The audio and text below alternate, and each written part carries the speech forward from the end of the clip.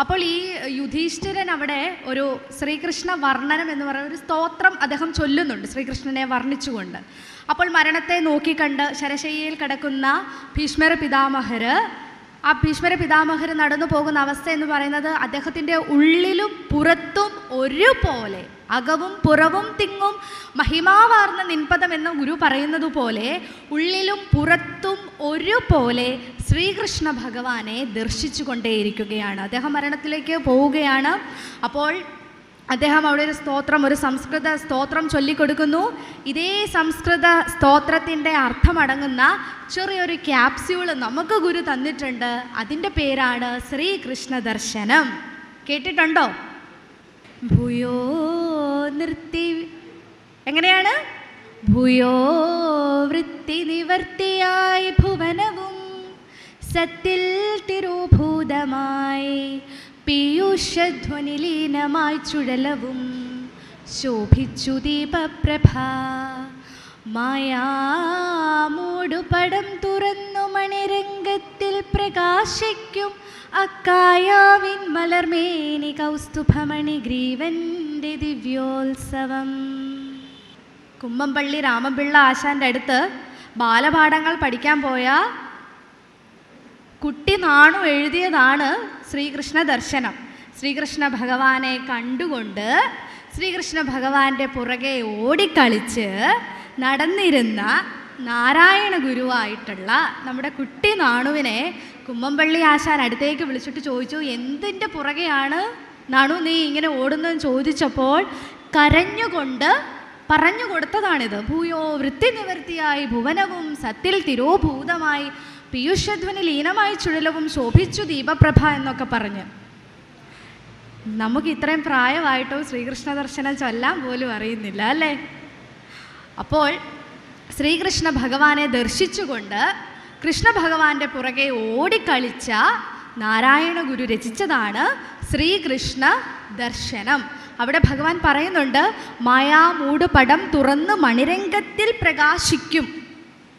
നമ്മുടെ മനസ്സിൻ്റെ മായാമൂട് പടമൊക്കെ തുറന്ന് മണിരംഗത്തിൽ പ്രകാശിക്കുന്ന ഭഗവാന്റെ പാദങ്ങളിൽ ലയിച്ചു ചേർന്ന് ആ പരമാത്മ മോക്ഷത്തിലേക്ക് ഞാൻ എത്തിച്ചേർന്നു. പക്ഷെ നമുക്കൊന്നും ഇപ്പോഴും മോക്ഷപ്രാപ്തിയിലേക്ക് ഇതുവരെയും എത്തിച്ചേരാനായിട്ട് സാധിച്ചിട്ടില്ല. കാരണം എന്താണ്? നമ്മുടെ ഒന്നും മായാമൂട് പടം തുറന്നിട്ടില്ല. കാരണം എന്താ? ഇല്ലാത്ത മായയിടും ഉല്ലാസമൊന്നും അറിവല്ലാതെയില്ല അനിലനും. കല്ലാഴിയും കനലും അല്ലാതെ ശൂന്യം, അതും എല്ലാം ഒരാധി അറിവാം. ചൊല്ലി വിട്ടങ്ങ് പോവുക. നമുക്കൊന്നും അറിയില്ല ഇതിൻ്റെ അകത്തൊക്കെ എന്താ പറഞ്ഞു വെച്ചേക്കുന്നതെന്നല്ലേ. അപ്പോൾ ഈ മായാമൂട് പടമൊക്കെ തുറന്ന് നമുക്ക് പുറത്തേക്ക് ഇറങ്ങണം. ഈ മായയുടെ പിടിവിട്ടിട്ട് നമുക്ക് പുറത്തേക്ക് ഇറങ്ങണം.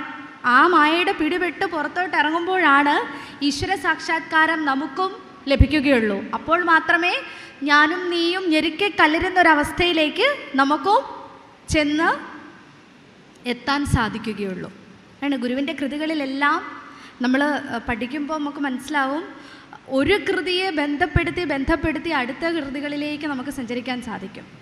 കാരണം എല്ലാ കൃതികളിലും ഗുരു പറയുന്ന അന്തസത്ത പരമമായ മോക്ഷപ്രാപ്തിയിലേക്ക് നമ്മളെ എത്തിക്കുന്നത് ഈശ്വരാരാധനയാണ്, പ്രാർത്ഥനയാണെന്ന് ഗുരു പറഞ്ഞു തരുന്നുണ്ട്. നമുക്ക് എത്രയോ തവണ നമുക്ക് പറഞ്ഞു തന്നു. നമുക്ക് പ്രാർത്ഥനയും വേണ്ട, ഈശ്വരനും വേണ്ട, ഒന്നും വേണ്ട അല്ലേ? സന്ധ്യ വിളക്കൊക്കെ വെച്ച് കഴിയുമ്പോൾ നമ്മൾ ഓടിപ്പോയി ആദ്യം ചെയ്യുന്നത് TV വെക്കും, സീരിയൽ കാണും, അടുത്ത എപ്പിസോഡ് എന്തായി എന്നറിയാനായിട്ടായിരിക്കും നമ്മൾ നോക്കുന്നത്. പക്ഷെ ആരും ഒരു പ്രാർത്ഥന എന്ന് പറയുന്ന ആ സമ്പ്രദായത്തിലേക്ക് ആരും എത്തുന്നില്ല. അത് നമ്മളെ സംബന്ധിച്ചിടത്തോളം വളരെ വിഷമകരമായിട്ടുള്ള ചില കാര്യങ്ങളാണ്. അപ്പോൾ ബ്രഹ്മയജ്ഞം കഴിഞ്ഞ് ദേവയജ്ഞം കഴിഞ്ഞ് അടുത്തതിലേക്ക് നമ്മൾ പ്രവേശിക്കുമ്പോൾ അടുത്തത് ഏതാണ്? നമ്മുടെ അച്ഛനും അമ്മയും ഒക്കെ ജീവിച്ചിരിപ്പുണ്ടോ എന്നുള്ളതിൽ കാര്യമില്ല. നമ്മുടെ അച്ഛനും അമ്മയും ജീവനോടെ ഉണ്ടെങ്കിലും ഇല്ലെങ്കിലും നമ്മൾ നിർബന്ധമായും ശ്രാദ്ധാദി കർമ്മങ്ങൾ ചെയ്യണം. നമുക്ക് പിതൃക്കളുണ്ടല്ലോ, നമ്മുടെ അച്ഛനൊരച്ഛനുണ്ട്, അദ്ദേഹത്തിനൊരച്ഛനുണ്ട്, ഇതിങ്ങനെ പോവുമല്ലേ അല്ലേ? നൂറ്റാണ്ടുകൾക്ക് മുമ്പേ ഉള്ള പൂർവികർ വരെ കാണും. അപ്പോൾ നമ്മുടെ കുടുംബത്തിലാണ് നമ്മൾ ജീവിക്കുന്നത്. നമ്മൾ ഏത് കുടുംബത്തിലാണോ ജീവിക്കുന്നത് ആ കുടുംബത്തിലുള്ള പൂർവികരെ സങ്കല്പിച്ചുകൊണ്ട് ആ പിതൃക്കൾക്ക് ആ വീട്ടിലുള്ള എല്ലാവർക്കും ബലിതർപ്പണങ്ങൾ ചെയ്യാൻ സാധിക്കും, ശ്രാദ്ധാദി കർമ്മങ്ങൾ ചെയ്യാൻ സാധിക്കും. ഗുരു സശരീരനായി ഇരിക്കുമ്പോൾ തന്നെ അരുവിപ്പുറത്തും ശിവഗിരി മഠത്തിലും അതിനുള്ള സൗകര്യം ഒരുക്കി കൊടുത്തിട്ടുണ്ട്. വാവൂട്ടി യോഗം എന്ന് പറഞ്ഞിട്ടുള്ള യോഗത്തെപ്പറ്റി നമ്മൾ കേട്ടിട്ടുണ്ട്, പലരും പറഞ്ഞു പോയിട്ടുള്ള കാര്യങ്ങളാണ്. അപ്പോൾ ആ വാവൂട്ടി യോഗത്തിനകത്ത് ഗുരു കൂടുതൽ പ്രാധാന്യം നൽകിയത് എന്താണ്? ശ്രാദ്ധാദി കർമ്മങ്ങൾക്കാണ്. അപ്പോൾ നമ്മൾ നിർബന്ധമായും നമ്മുടെ പൂർവികർക്ക്, അച്ഛൻ മരിച്ചാലും അമ്മ മരിച്ചാലും അവർക്ക് മുൻപേ നമ്മുടെ ആര് മരിച്ചാലും, അവരുടെ സഹോദരന്മാരോ അവരുടെ ജ്യേഷ്ഠാനിയന്മാരോ അല്ലെങ്കിൽ നമ്മുടെ ബന്ധത്തിലുള്ള ആര് മരിച്ചാലും അവർക്കൊക്കെ നമുക്ക് പൂർവികർക്ക് പിതൃക്കൾക്ക് ബലിതർപ്പണങ്ങൾ നമുക്ക് ചെയ്യാം. അപ്പോൾ ഇതിലൊക്കെ ഒരു കാര്യവുമില്ല, അല്ലെങ്കിൽ ഇതിലൊന്നും അത്ര വലിയ വിശ്വാസമൊന്നുമില്ല എന്ന് വിശ്വസിക്കുന്നവർക്ക് ഈ അപരക്രിയാകർമ്മങ്ങളൊന്നും ചെയ്യേണ്ട കാര്യമില്ല. അതൊരു വശം.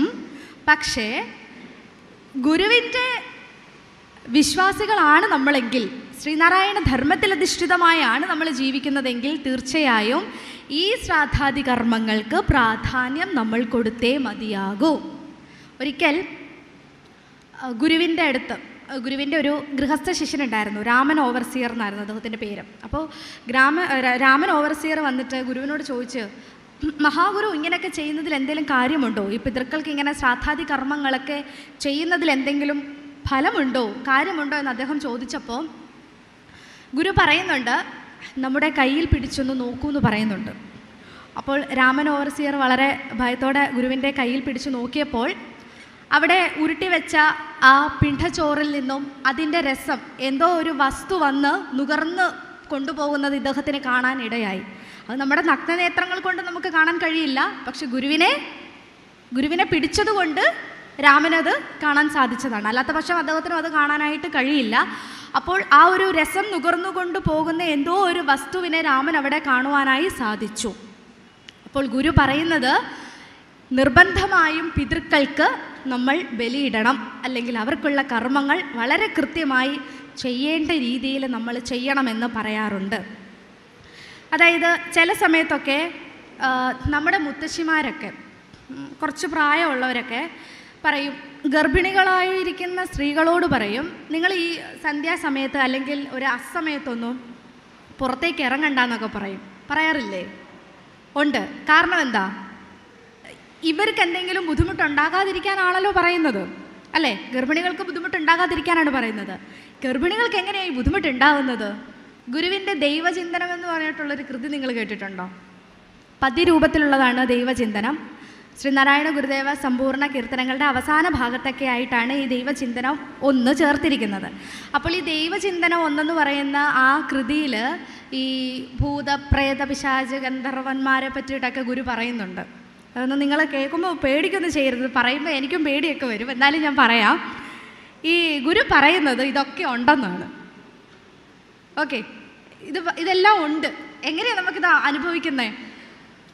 ചില സമയത്ത് നമ്മൾ രാത്രി കാലങ്ങളിലോ പകൽ സമയങ്ങളിലോ ഒക്കെ നമ്മൾ ഇരിക്കുന്ന സമയത്ത് നമുക്ക് വല്ലാത്തൊരു സുഗന്ധം അനുഭവപ്പെടും. അത് പലപ്പോഴും എന്താ കാരണം അറിയില്ല, നമ്മുടെ അടുത്തൊന്നും ആരും സ്പ്രേ ഒന്നും അടിക്കാതെയൊക്കെ നിൽക്കുകയാണ്, അല്ലെങ്കിൽ അങ്ങനെ പ്രത്യേകിച്ച് കാരണമൊന്നുമില്ല എങ്കിൽ പോലും ചില സമയത്ത് ഒരു സുഗന്ധം അനുഭവപ്പെടാം, അല്ലെങ്കിൽ ഒരു ദുർഗന്ധം അനുഭവപ്പെടാം, എന്തൊക്കെയോ നമുക്കൊരു തോന്നലുകൾ ഉണ്ടാകാറുണ്ട്. ഈ ഗർഭിണികളായ സ്ത്രീകളോട് പുറത്തിറങ്ങരുത് എന്ന് പറയുന്നതിൻ്റെ കാരണവും ഇതുതന്നെയാണ്. ചില ആത്മാക്കൾ അല്ലെങ്കിൽ ചില എന്താണോ നമ്മൾ അവരെ കാണുന്നത്, ഏത് രീതിയിലാണോ കാണുന്നത്, അവർ ശുക്ലഭോജികളാണ്. അവർ ചിലപ്പോൾ ഗർഭത്തെ അലസിപ്പിച്ചേക്കാം, ഗർഭത്തിൻ ഭ്രൂണത്തെ ഭക്ഷിച്ചേക്കാം, ഇങ്ങനെയൊക്കെ സംഭവിക്കും. അതുകൊണ്ടാണ് ഗർഭിണികൾ പുറത്തിറങ്ങരുതെന്ന് പറയുന്നത്. അപ്പോൾ അവർക്ക് മധുരം ഇഷ്ടമുള്ളവരുണ്ടാകും, കയ്പും ചവർപ്പും പുളിയും ഉപ്പും എരിവും ഏത് സ്വാദ് വേണമെങ്കിലും ഇഷ്ടമുള്ളവരുണ്ടാകും. അപ്പോൾ ഇതൊക്കെ കൃത്യമായിട്ട് ജീവിതത്തിൽ പരിപാലിച്ച് മുന്നോട്ട് പോകണമെന്ന് തന്നെയാണ് ഗുരു പറയുന്നത്, അല്ലേ? നമ്മൾ ഇത് പേടിക്കാനോ അല്ലെങ്കിൽ ഭയന്നിരിക്കാനോ ഒന്നും അല്ല പറയുന്നത്. നമ്മൾ ചില വിശ്വാസത്തിൻ്റെ പുറത്താണ് ജീവിക്കുന്നത്. പക്ഷേ ഈശ്വര വിശ്വാസം നമ്മുടെ കൂടെ ഉണ്ടെങ്കിൽ നമ്മളെ ആരെങ്കിലും എന്തെങ്കിലും രീതിയിൽ നമ്മൾ ഉപദ്രവിക്കുമോ?